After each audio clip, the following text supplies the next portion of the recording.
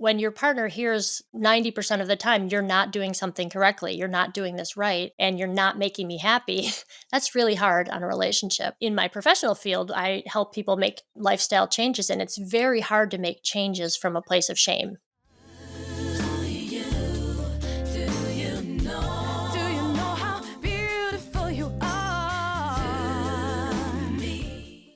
Hi, welcome back to Soul Speak. I'm Meg Michaelson. Thank you so much for joining me.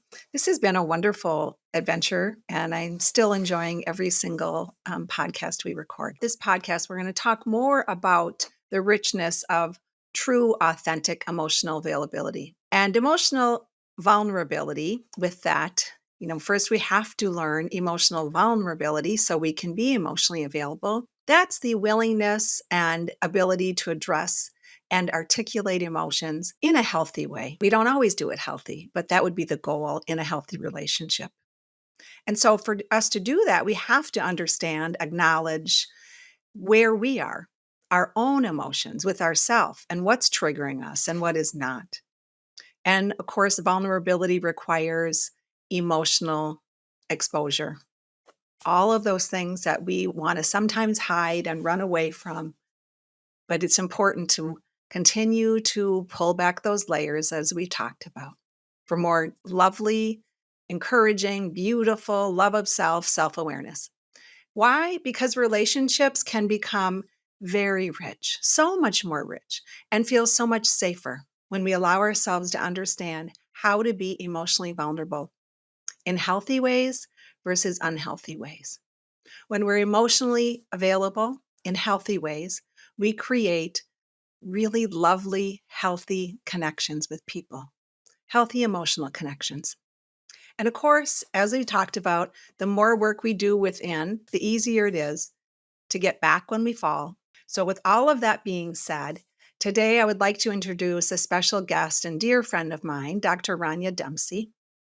And Rania and I have both worked through some pretty challenging emotions in our lifetimes. And some of those we've been blessed to work together on. We've known each other about 13 years, and we all need good friends. When I look at my journey over the years, I am so blessed to have dear friends that I get to explore all of this challenge with.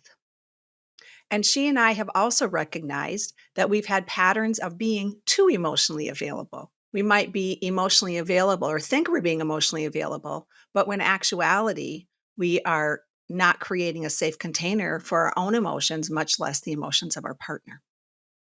So today, we're going to speak to this, what that journey has been, and what's our learning through that. Rania is a lovely, lovely woman.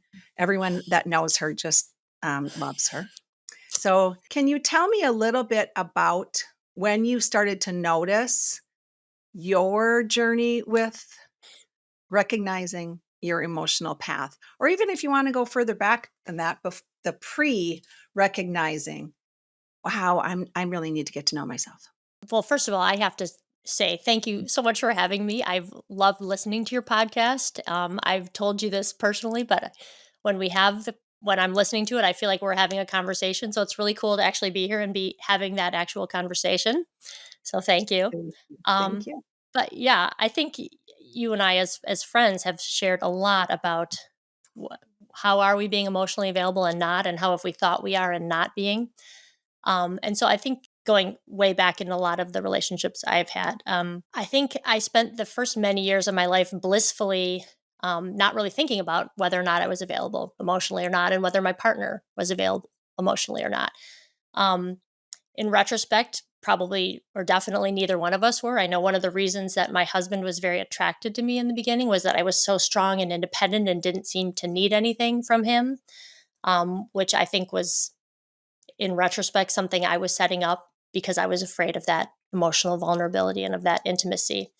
And somewhere in our marriage, I started probably craving more emotional connection and more emotional intimacy, but yet having no idea how to ask for it. And this led to some really unhealthy and inauthentic things in our marriage that almost blew our marriage up.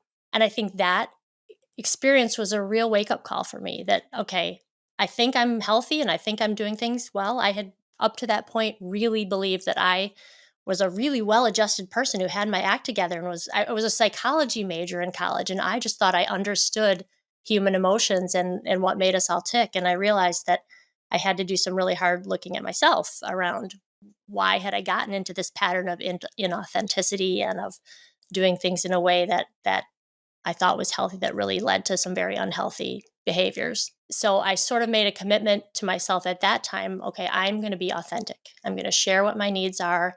I'm going to only ever share what's true for me. I know a lot of the problems we had been having in our marriage had stemmed from me not being able to ask for the intimacy and the connection that I wanted and that emotional vulnerability that I wanted from my partner. And so I made a vow that I was going to be fully authentic. And um, even that, I ran into a lot of trouble with that. Because I believed that I was being available emotionally. I believed that I was being authentic, but I actually just slipped into a different pattern, which was sort of over functioning for us both emotionally. So I would say, we're not communicating well. And here's what I need you to do. And here's how I need you to be. And here's how I need you to change. And here's what it looks like if we're going to be a happy, healthy marriage. And so I need you to do these 5 things. And I thought that I was being overly, or I didn't think I was being overly, I thought that I was being emotionally available. Really, what I was doing was expecting him to change. And again, not looking at my own self. Yeah. Um, And that is such all of us make those mistakes because when we are starting to learn that we're craving something, first we have to identify what it is we're craving, which you were recognizing. And then it's now, how do I get there? Well, if I'm never taught, and it hasn't been talked about a lot in our culture. Now, of course, it is. Now it's out there everywhere. And even then, unless we have a good friend or a trusted partner or a great therapist that will say, well, is this really being healthfully, emotionally vulnerable? Or are we going down the path of not creating that sacred container? And that's where it gets pretty tricky. I thought that I was sharing my needs. I thought that I was authentically saying, I need more connection. But really, what I was saying is, I need you to be different. And that's not sharing myself, that's not sharing my needs. And it also really, you mentioned making a safe space for the relationship to be healthy. I wasn't, when your partner hears 90% of the time you're not doing something correctly, you're not doing this right, and you're not making me happy, that's really hard on a relationship. And it's very hard, actually. In my professional field, I help people make lifestyle changes, and it's very hard to make changes from a place of shame. And so if we're always telling someone they're not enough, or they're not meeting our needs, or they're not doing what needs to happen for us to be happy, I think it's extremely difficult for the relationship to be healthy. That's beautiful. I want to add to that because in other episodes, we've talked about that wounded child. Each one of us carries woundedness from our childhood, whether it's big or small. A lot of us don't even recognize it. And so when we are not creating a safe container, that woundedness, so say I'm yelling at my spouse or demanding from my partner, and they're like, well, I don't even know like how to do that, much less now I'm feeling small. What's the use? Why would I even bother? So then we go back into that pattern of that wounded child. And in a partnership, we want the other person to be as caught up as we are. And then they're not. And then they're not. Or we think we are in a different place, like you were saying. And now it's navigating not only my woundedness, but my partner's. And then to become emotionally vulnerable in a healthy way through all of that muck. So, how do you navigate that? Be willing to be vulnerable. I guess for me, it came down to that I had to trust that the love was there. And I intellectually believed it was, but I had hung so much on, if he listens well, he loves me. If he does these 5 actions, he loves me. If he acts interested in my day, he loves me. Even though all partners don't express love in the same way. That's why, you and I love to have long conversations, and we can talk about anything for hours and hours. Not all humans are that way. And I realized it wasn't fair of me to hang a conditional, if you love me, this is what it's going to look like. That's not fair for us to do to anyone else. And I wasn't making space for him to show me what his love looked like for me. And so as I said, well, what if I just trust that he loves me and let it unfold the way he shows me and stop trying to ask for these 10 specific things that I need? What would that feel like and what would that look like? And it was amazing how when I made that space for both of us to stop demanding, that it be a certain way, it be a way that I want it to look, all of a sudden I actually was feeling it in other ways that I'd felt very unloved and unappreciated and unseen when I was asking for it in the ways that I thought I needed it to receive love. Um, so Yeah, and I thank you for saying all of those things and being vulnerable. And I want you also to tell our listeners that when you were doing this work on your marriage, you were already had been doing a lot of self-work. So in order for you to have that space and even the emotional intelligence to understand that, wow, I've got to do some excavating here. yes, I actually think it we didn't turn a corner until I stopped trying to work on our marriage and really just said, I'm just going to work on myself. I can't. And I don't know if I came to that point out of frustration or out of wisdom, but at one point I think it was a little of both. I realized the only thing we can change is ourselves. We cannot change another human being. My only hope of getting what I need is to create that space myself, not from trying to make someone else be that way, but making sure my life is full. Really, this stemmed from my own realization that I am asking my partner to be different because that's easier than looking at what I need to do myself. And once I made that hard decision that I needed to look at what I need to do myself and for my partner to do the work that he had to do himself. I would say our individual work is, if anything, almost more important than the work we did on our marriage. Absolutely. Because that true authenticity comes when we are first emotionally available to ourselves and authentic, true emotional availability where we are allowing ourselves to understand that it is okay to have needs. First, let's wake up. And then we start to look at, all right, now how can I ask for this? Because this is important to me. And it's in my belief, it's when we really do this work, which is a lifelong journey, where this is a journey of layer upon layer. And it doesn't always have to be dreadful. It can be fun and funny too. And that piece of when we are in those spaces of now I'm ready to start asking for what my needs were in a different way, not in a demanding way. And you've done that journey quite well. So I'd love for you to, if you're willing, share some of that, how you were talking with your partner versus how you're now speaking your needs. Yes, it's very interesting and very subtle how that's shifted. I used to be, and I truly believed that I was asking for what I needed. I would say, I need you to listen to me, or I need you to to stop reading when you say you're going to, so many silly examples. He'd have his head buried in his phone and I'd say, "Hey, do you have a minute to listen?"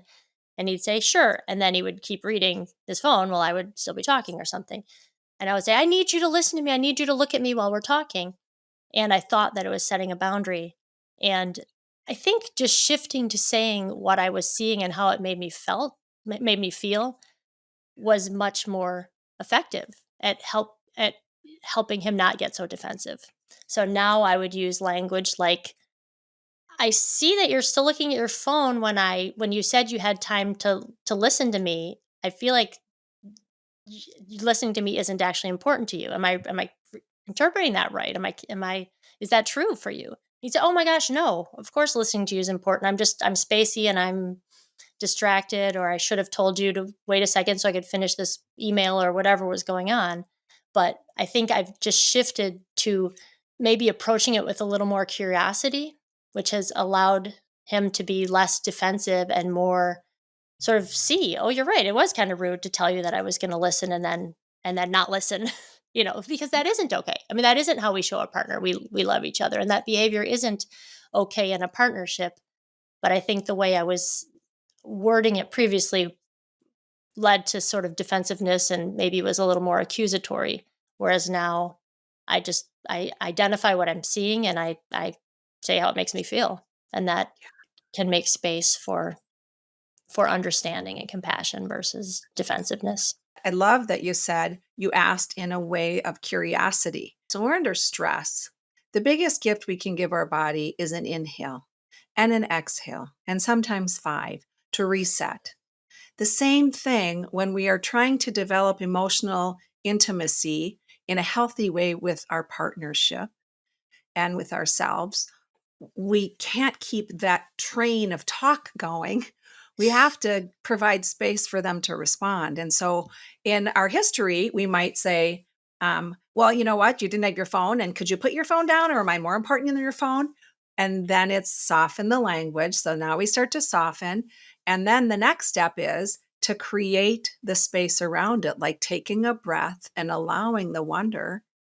And in that, you were a little hurt. You're not putting your phone down, and I would really like you to do that.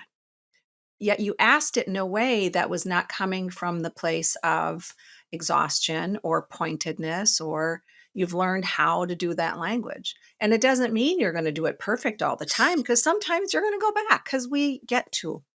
But when we have built the foundation strong enough over time of more of the positives than the reactionary, more of the healthy response than the reactionary, it's easier then for our partner and I to negotiate and understand, oh, maybe she's just having a hard time, or, what I'm doing is not okay. Because, of course, it's both. It's always two people. Yeah. Have you noticed with your partner how his reactions have changed as your well, and I would say reactions, and then his responses have changed over time?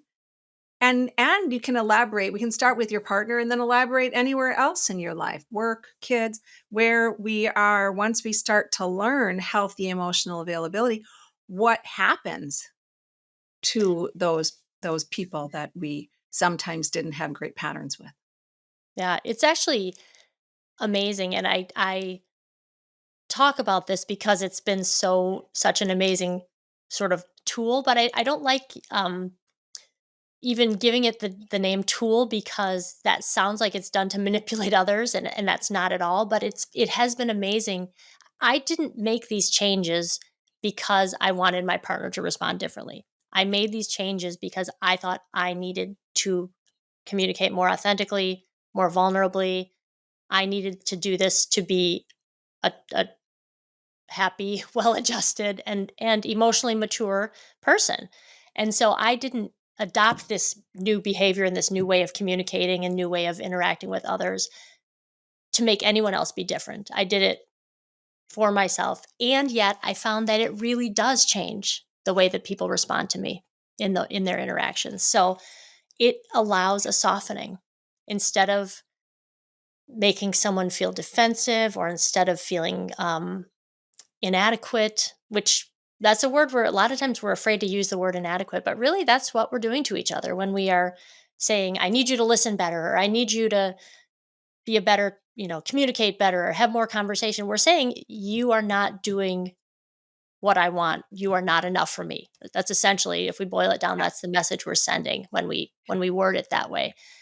And so by softening and checking in with what is it that I want and what is it that I need and how can I say that with curiosity and with compassion, the response that I get back is so much more loving and compassionate. Well, of course you're more important than work. Like that, it almost makes us laugh. Like we almost start, you know, chuckling about it because it's like, well, of course this isn't important. No, this is just silly and I was distracted, and it makes a space for us to have some laughter and joy as you said, it doesn't go that way every single time. There are times when we do still get defensive. We do still feel hurt. We do still have moments where we we don't do this perfectly, as humans don't No. always. But it's, I think you really hit on something when you said the more you have these positive interactions, the more we believe that this is our baseline.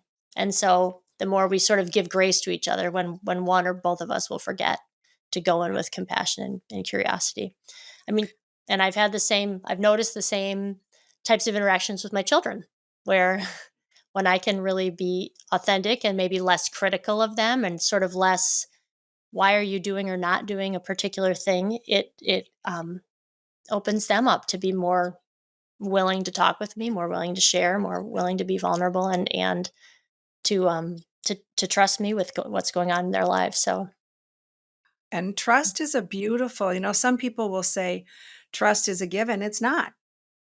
Trust is, and as we're talking about, first learning that it's okay to have needs and trusting that process of the untwisting, of the unraveling of all of the woundedness that got us to believe that it's not okay to have needs or it's okay to demand needs.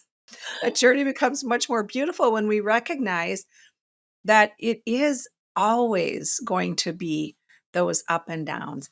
But the more we allow ourselves to trust ourself and come from that within into our partner space of, I trust that he does want to hear me. So once in a while, when he or she is not, I'm going to not fly off the handle because we have raised the vibration, we have raised the bar, and then we're going to dip sometimes.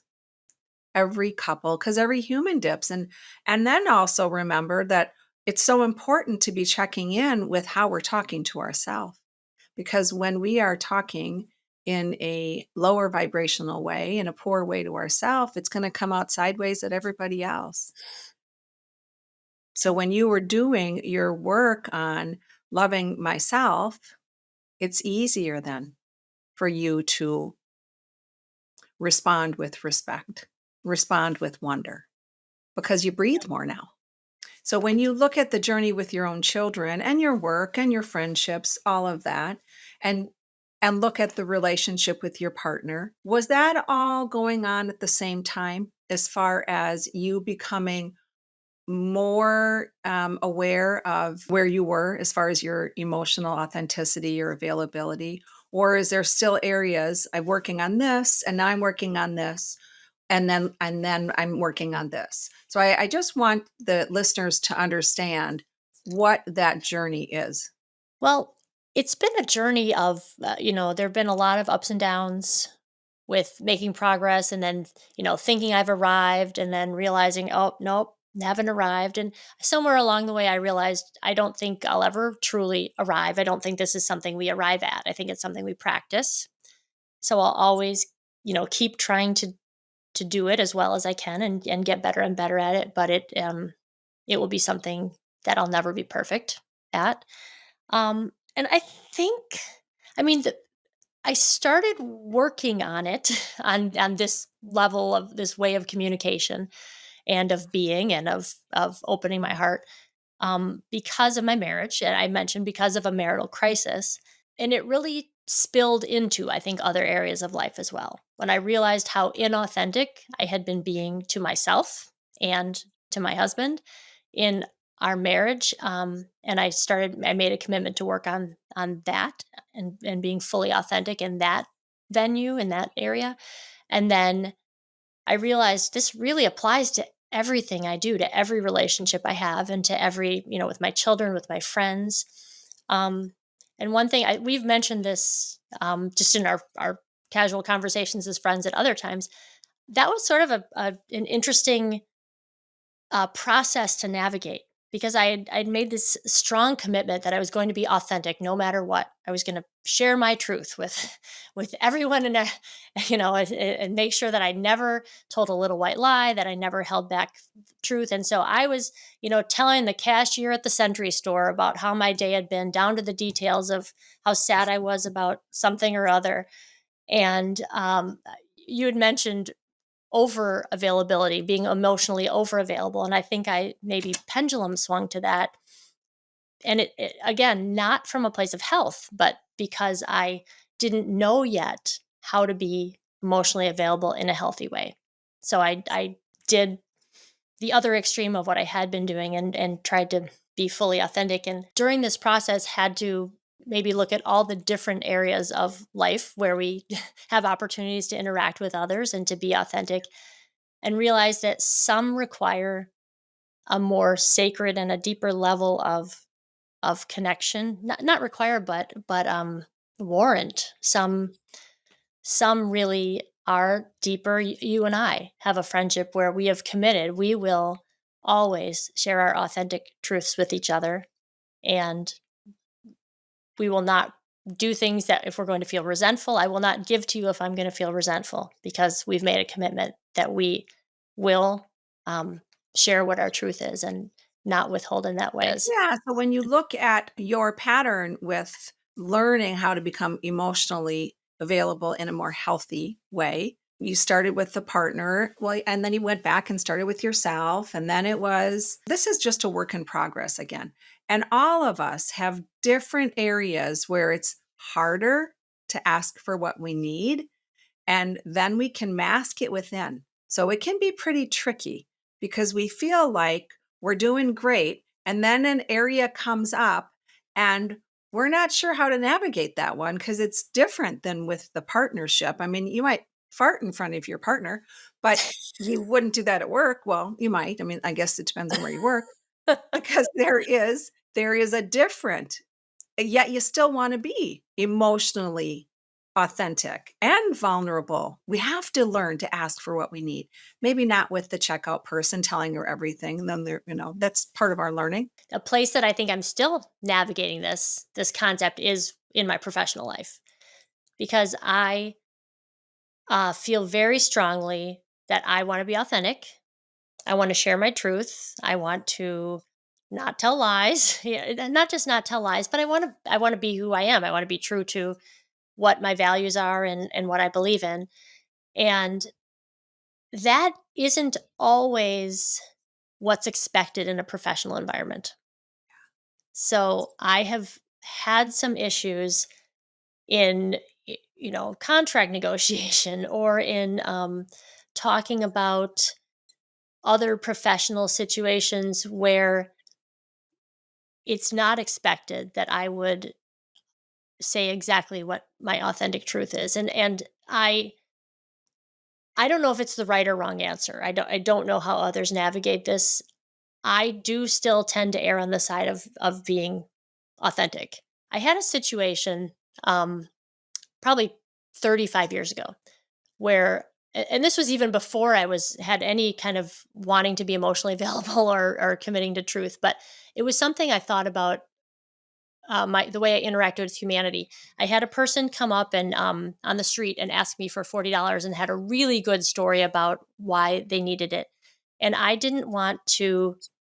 Didn't know for sure if this story was true or not, but this person seemed to really need help, and I gave them the money, and they had said, "I'll call you tomorrow to pay you back," and then they never called me back. So I realized I had been, duped, as they would say. But I don't want to be the type of person that's so cynical that I don't trust people. And so I personally made the decision I would rather err on the side of trusting humanity than becoming cynical.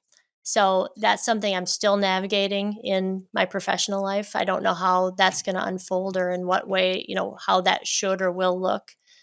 But I guess that's something I'm still thinking about, and maybe that's the last area, not the last, but there will continue to be areas to work on, but that is an area that I need to keep reflecting on, and thinking about how that will unfold and what that will look like. And thank you, because really that is important for all of us to recognize. There are areas. Remember, this is like when you're making a snowman and you build the one ball and you have to keep rolling with it. And then you build the second ball, which maybe isn't as big, but you got to lift it up. So it might not be easier. And then you build a third ball and you might have to go get a stool because you can't even reach to put the head on. That's how it goes with learning how to be emotionally, authentically vulnerable. There's all these different degrees. And in the workplace, We are hoping, I am hoping, we are hopefully shifting so we can be more authentic. And like Rania was saying, authentic doesn't mean we spill the beans everywhere we go. It means when we feel like this doesn't feel right to me, whether you're asking too much of me, I'm not getting enough time off, I really do feel like I'm being underpaid for whatever reason, or you're using my work and you're not providing me compensation, whatever that is, that's where we want to understand it's important to go there. And so, but that is Yep. sometimes the hardest snowball to put up there. And because that hasn't really been the way in our workforce, my hope is that we are shifting that and those shifts are happening. It just sometimes takes a little longer. But there are people like you and me and tons of people out there that can continue to practice that. What does that look like? What does that feel like? Because emotional authenticity, truly being vulnerable to what I need and what I can give and what I can't, is a lifelong journey. Anything else you want to add about your journey, whether it's home or work or friendships? Or so when you are looking at your home life and how you and your partner were navigating all of that push pull energy to get to know yourself and him to get to know himself, and then how do you come together in healthier ways as a couple? How did that go for the family and the kids? And how did you um, navigate that with your children, as far as helping them understand the importance of it and the boundaries around it? Well, I think we both had maybe some guilt around not having done it better, and realizing, we had to really have self-compassion around that, and sort of be give ourselves grace, and that we were doing what we knew how to do. This is what we had learned as our wounded children. This is how we had been raised, and these are the tools and skills that we had to navigate. And with our children, we came to them I mean, not fairly, completely authentically, and said, "We're trying to get better.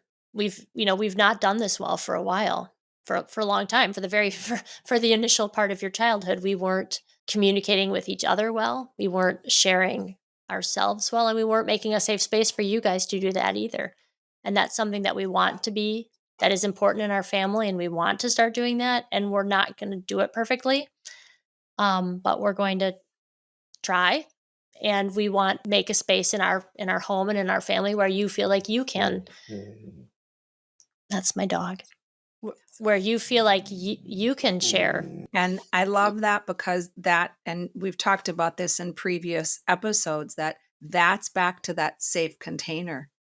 We create a lot of vulnerability when we stop reacting and learn to breathe and let other people share things that might be really uncomfortable. When I was younger, I gave my kids report cards when I was a younger mom. And it was a vulnerable act, and it didn't always feel good when they would answer those truthfully. I But remember that's an what ex we can do for each other. Go ahead. yes. So I'm trying to distract the dog too. I was gonna share, I remember an experience when, my middle daughter was in middle school, I think, and, part of my prior sort of thinking I was emotionally available and yet really not being emotionally available was that I thought that I had to fix everyone else's issue and everything that happened. I thought that I was skilled at understanding, and so if anyone came to me talking, I could listen carefully, and then I could just come back with the perfect solution for them. And um I think my daughter, we learned so much from our kids, and my daughter was very upset and crying about a situation at school, and I was holding her and letting her cry, and sort of realized, "Oh my gosh, I don't know how to solve this problem. I don't have an answer for her," and sort of feeling really uncertain about what to do. And I thought, "Well, I'm just gonna hold her and let her cry, and just I guess I'm not a very good mom because I don't have an answer to give her." And that was a breakthrough moment in our relationship and my relationship with my daughter, and that she cried in my arms for probably 30 to 45 minutes, just sobbed and just got it all out. And at the end, we felt closer. I felt closer to her. She felt closer to me than probably we had ever been. And it was the fact that I just let her, made space for her to share what she was feeling. And she was crying and talking and saying everything she needed to say. And I didn't have an answer, didn't have a solution, didn't come back with anything. And When you felt that fix it, because then you feel like, well, I need to solve this. You made yourself very emotionally available and vulnerable just by creating that space. And first, you felt the leap in your throat because you wanted to fix it. And then you felt a little bit like a failure because you couldn't. And you didn't push through that in a forceful way. You just allowed it. And listeners, that's where we want to go more. We want to go to those places where when we have an event in front of us and our pattern is to rush in, true emotional vulnerability means, I don't know what the heck I'm doing. And that's okay. exactly.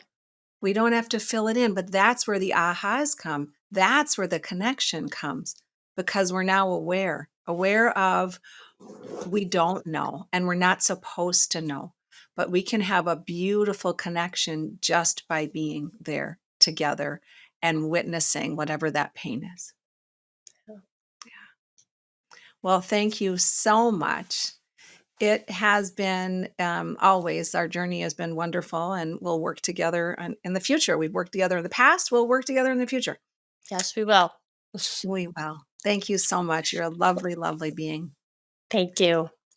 And for everybody out there listening, thank you so much for being part of this journey that we're all learning together.